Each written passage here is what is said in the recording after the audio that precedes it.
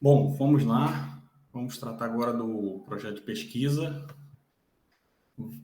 Mais uma vez aqui, sem roteiro, sem esquematizar nada, só mesmo para dar algumas dicas e facilitar aí quem está tirar um pouco de dúvida de quem está fazendo a elaboração do seu projeto de pesquisa no momento. As informações que eu vou passar aqui, elas não são informações técnicas, né? Não é nada de cunho acadêmico para.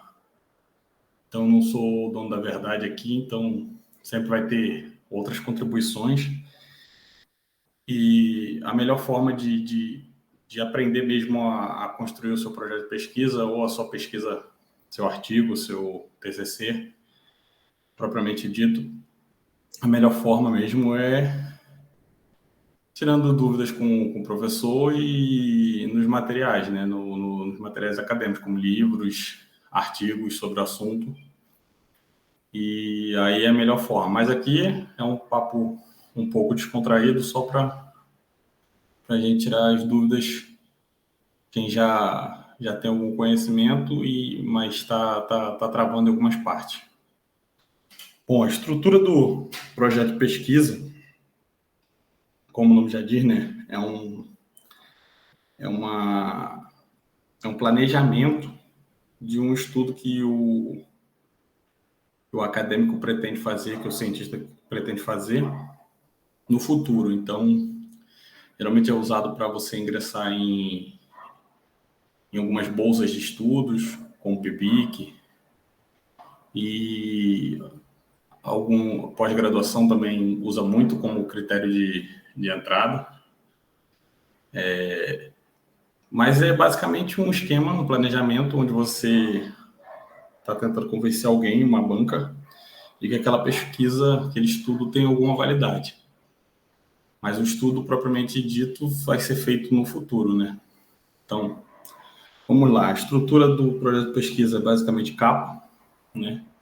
Que o esquema de disposição da capa não muda muito de uma monografia, né? Capa contra capa, onde você vai colocar o motivo do projeto, o orientador, o tema do projeto, o título da pesquisa. E a gente já passa para a introdução. Alguns projetos de pesquisa podem ter entre a contracapa e a introdução o sumário.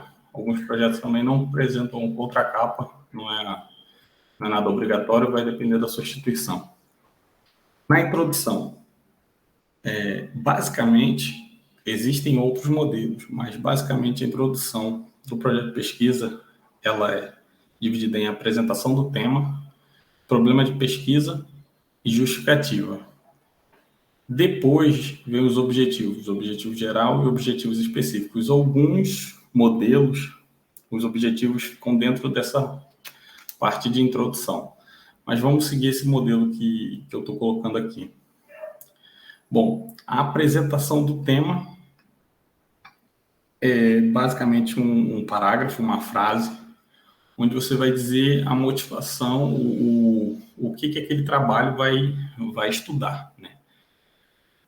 Muitas vezes é muito parecido com o título do trabalho, né? Porque muitas vezes o tema do trabalho já vem no título, mas com algumas leves nuances, uma leve mudança. O problema de pesquisa já vem numa forma de pergunta, é a pergunta que o seu estudo vai tentar responder. Até aí nada muito difícil de elaborar, né? No caso aqui, por exemplo, o título do meu trabalho é Viabilidade e Eficiência de Aeronaves Remotamente Controladas na Dispersão de Tumultos. A apresentação do tema. A pesquisa visa estudar a viabilidade e eficiência da utilização de aeronaves remotamente controladas para a dispersão de manifestantes hostis, ou seja, tumultos. Ou seja, basicamente, o tema é o título, né? Problema de pesquisa. Aí vem na forma de pergunta. Aeronaves remotamente controladas abastecidas com substância líquida lacrimogênea podem ser utilizados pela tropa de choque da Polícia Militar para a dispersão de manifestantes OX de forma viável e eficiente. Veja que o problema de pesquisa, na forma de pergunta, ele já junta com o objetivo que eu quero alcançar, entendeu? Não é básico, é um tema, eu apresento temas, só que de forma mais completa, na forma de uma questão que eu quero resolver. Bom, aí vamos para o coração do projeto de pesquisa, que já que é um planejamento de um estudo onde você está tentando convencer alguém de que aquele estudo é importante, a justificativa é, sem dúvida, a parte principal do projeto de pesquisa. Bom, existem várias formas de você fazer justificativa. A justificativa é basicamente você mostrando para a banca por que seu estudo é importante. Na justificativa, você vai tentar passar para eles as informações do que se trata o estudo, por que foi feito, o que se sabia sobre o tema antes, o que não sabia, quais são os pontos polêmicos, qual pergunta que você quer responder com o seu trabalho. Mas eu uso basicamente essa divisão aqui, que é a seguinte. Na justificativa, eu uso uma contextualização, onde eu vou explicar mais ou menos a parte histórico-cronológica do tema e a evolução teórico-conceitual do tema, ou seja, como o tema foi abordado no tempo e como ele evoluiu ao longo desse tempo. Depois eu vou tratar da relevância. Logicamente, aqui eu estou botando a estrutura, mas ela não precisa necessariamente seguir essa ordem. Só que ela tem que estar contida dentro do seu texto. Geralmente ela vem nessa ordem, mas não é nada obrigatório.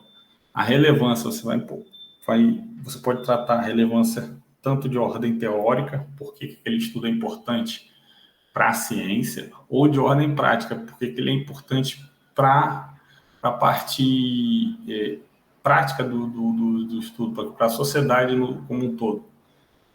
O estado da arte, que é como esse tema está sendo tratado atualmente,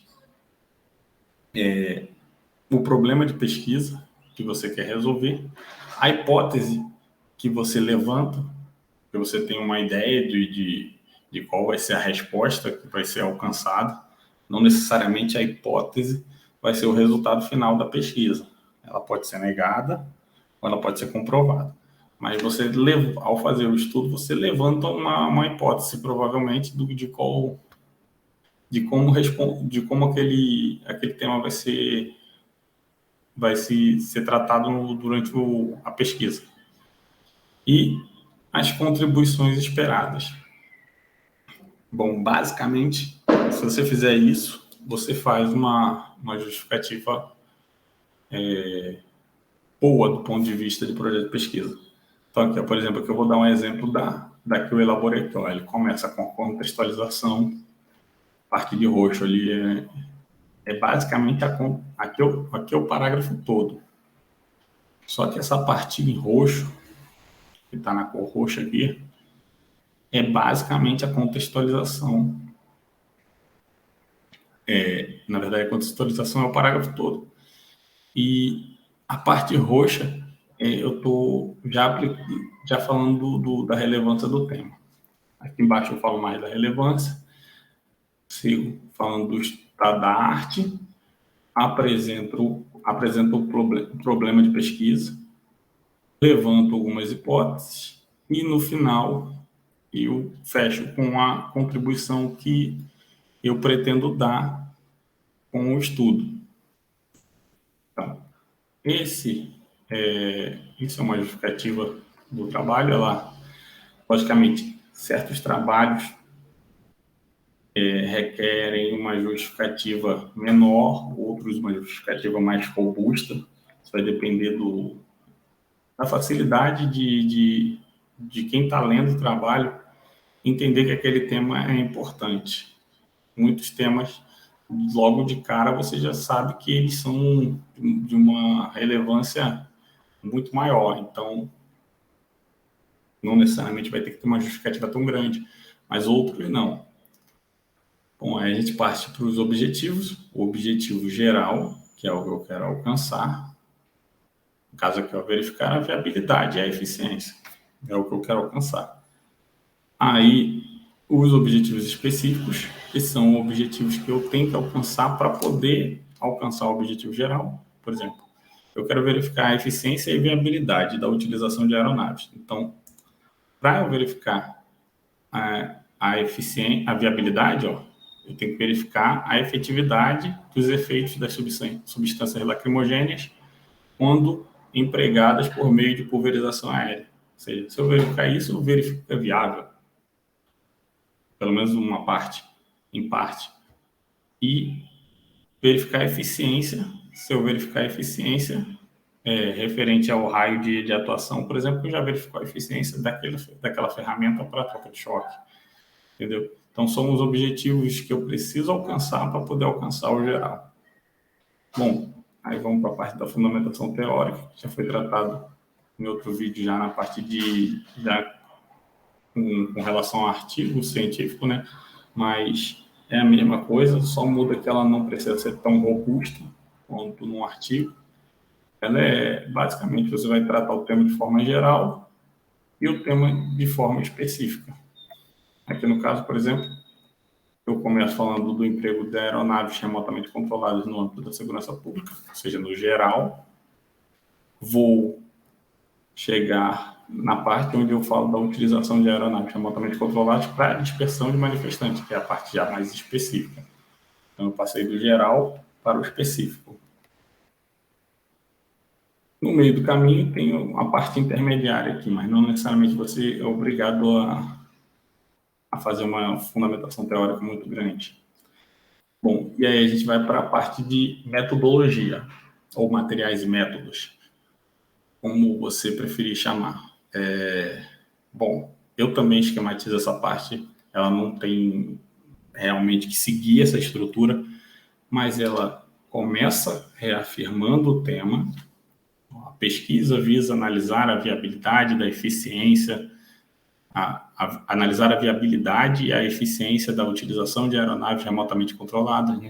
Então, eu reafirmo o tema e aí eu começo a classificar a minha pesquisa. E aí eu vou usando as diversas classificações que uma pesquisa pode apresentar.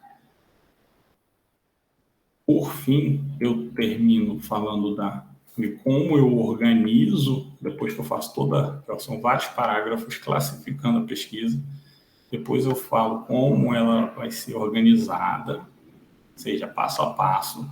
Então, a pesquisa ela se inicia assim, em seguida eu faço o assado, depois eu faço isso, depois eu faço aquilo. Ou seja, como eu estou planejando organizar o meu estudo.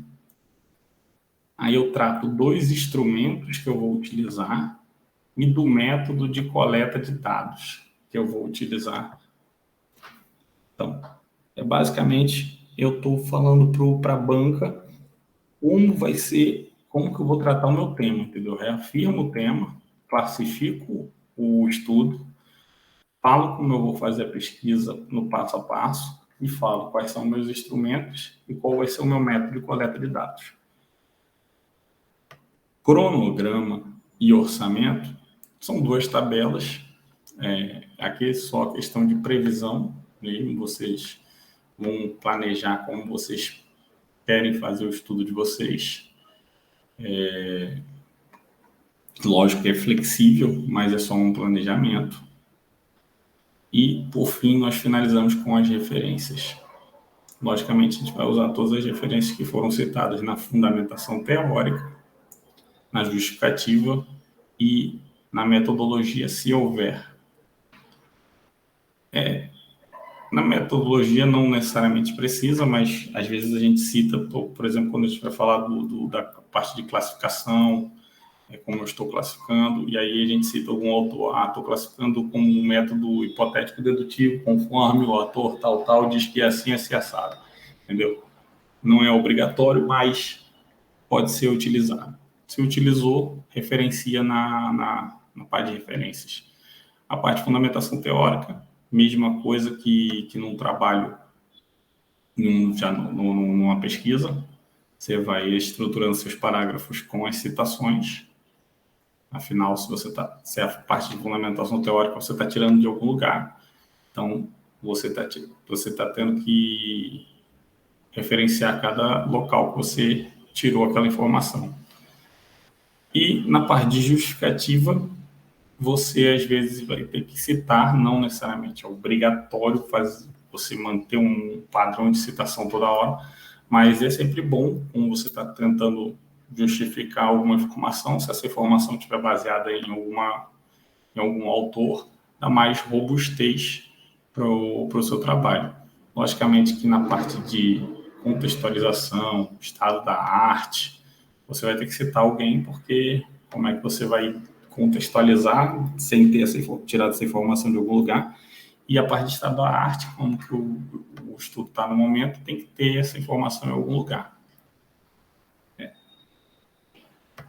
A parte que você não vai fazer citação aqui, muito dificilmente, vai ser na parte de contribuições esperadas. Tipo, é a sua contribuição, é aquilo que você espera. Não necessariamente você vai citar alguém.